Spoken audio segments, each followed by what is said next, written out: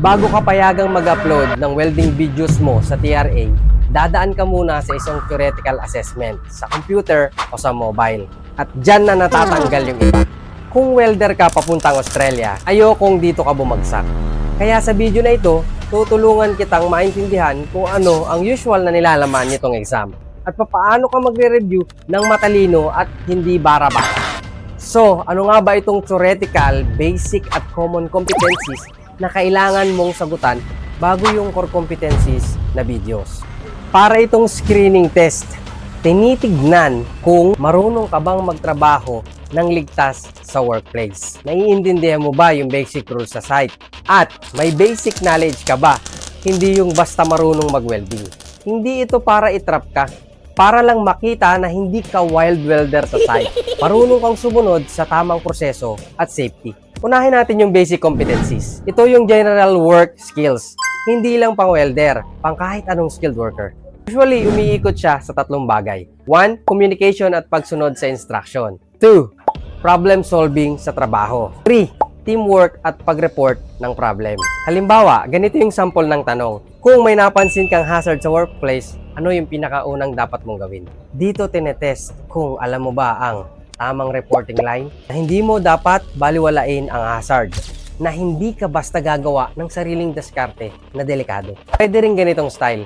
Late ka sa trabaho, anong tamang gawin? May hindi ka naintindihan sa instruction, anong dapat mong gawin?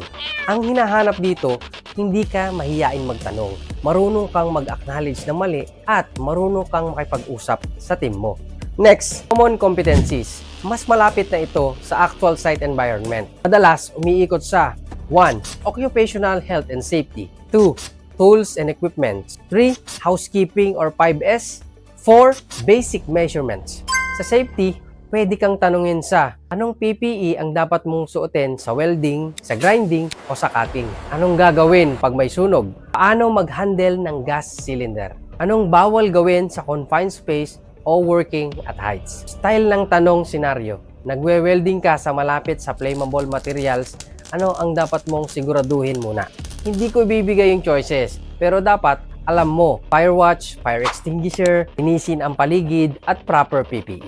Sa tools and equipment, pwede ang tungkol sa tamang paggamit ng grinder, check kung sira ang mga tools, bakit hindi pwedeng tanggalin ang guard, lockout, tag-out concept kahit basic lang. Gusto nilang makita na hindi ka reckless sa paggamit. Sa housekeeping, simple pero importante. Bakit kailangang malinis ang walkway?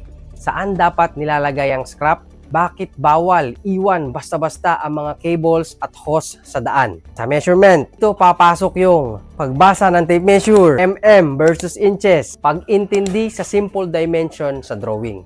Hindi ito math exam, pero kung hindi mo alam kung ano yung aking mga nabanggit, mahirap magtiwala sa iyo sa site. Ngayon, welding theory.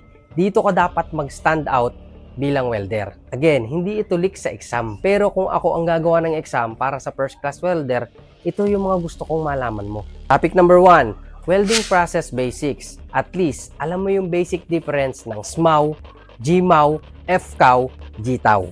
Alam mo kung ano ang typical na gamit ng bawat isa at ano ang basic advantage at disadvantage. Topic number 2, weld defects and causes. Ito critical. Porosity, undercut, lack of fusion, lack of penetration, crack, slug inclusion. Pwedeng ganitong style ng tanong. Alin sa mga ito ang posibleng dahilan ng porosity sa welding? Hindi natin sasagutin dito. Pero ikaw dapat kaya mo makonect. Dumi sa base metal, moisture sa electrode or sa gas, maling technique o angle, kulang sa gas coverage. Topic number 3, preparation at cleaning. Dito nila tinetest kung naiintindihan mo na kailangang linisin ang joint from rust, oil, and paint. Kailangan tama ang gap at bevel. Kailangan tanggalin ang slug between passes. Kung ako ang examiner, ito yung itatanong ko sa sarili ko. Itong welder ba na ito magtatrabaho sa marubing joint o marunong ba siya mag-prepare? Topic number 4, welding symbols basics. At least, fillet symbol, groove symbol, arrow side and other side, basic dimensions. Hindi kailangang engineer level, pero dapat pag nakita mo yung drawing, hindi ka lost. Okay, ang tanong ngayon, Paano ka magre-review kung wala kang access sa exact questions? Ganito ang gagawin mo. Step 1, gumawa ng notebook, reviewer mo, hatiin mo sa 4 na section. Safety and workplace, tools and housekeeping, measurement and drawing basics, welding theory na may process, defects, and symbols. Step number 2, araw-araw, 30 minutes lang. First 10 minutes, manood ng video o magbasa tungkol sa safety and workplace. Next 10 minutes, tools and housekeeping. Last 10 minutes, welding theory. Pwede mong i-search basic workplace safety for welders, common welding defects and causes, welding symbols for beginners, basic hand tool safety. Hindi mo kailangang i-memorize word for word. Ang goal, pag lumabas yung tanong sa exam, familiar na yung konsepto. Hindi kayong tipong ngayon ko lang narinig yan. Remember, itong theoretical basic at common competencies, hindi para ipitin ka. Gustong makita ng Australia na hindi ka bara-bara sa site. Marunong kang mag-isip tungkol sa safety. At naiintindihan mo yung ginagawa mo bilang isang first-class welder. Kung plano mo mag-apply, paakyat sa Australia as welder, huwag mong ismulin itong theoretical part. Ito ang unang filter bago nila pakinggan yung core competencies na mga video mo. Comment mo sa baba, theory, kung gusto mong gumawa pa ako ng mas malalim na video. Halimbawa, theory for safety only, theory for welding defects only, theory for symbols only. At kung hindi ka pa nakasubscribe, subscribe ka na. Kasi sa susunod na part ng series, tutulungan pa kitang maganda sa buong journey mo papunta dito sa Australia bilang welder.